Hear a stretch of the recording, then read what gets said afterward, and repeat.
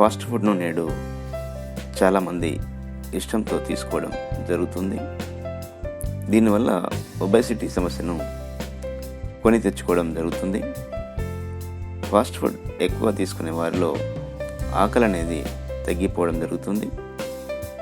అలాగే పోషకాహారంపై ఆసక్తి తగ్గి శరీరానికి కావలసిన పోషకాలు అందక అనారోగ్యానికి గురి కావడం జరుగుతుంటుంది.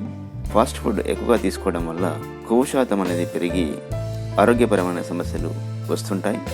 అలాగే ఫాస్ట్ ఫుడ్ ఆహారాన్ని ఎక్కువగా తీసుకోవడం వల్ల మానసిక ఒత్తిడి కూడా పెరిగిపోవడం గమనించవచ్చును. అలాగే తెలియకుండానే చిరాకు, కోపం కూడా ఎక్కువగా వస్తుంటాయి.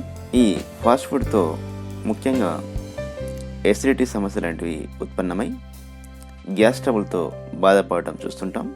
కాబట్టి సాధ్యమైనంత వరకు ఆరోగ్యంగా ఉండాలంటే ఫాస్ట్ ఫుడ్స్ను తీసుకోపోవడం మంచిది.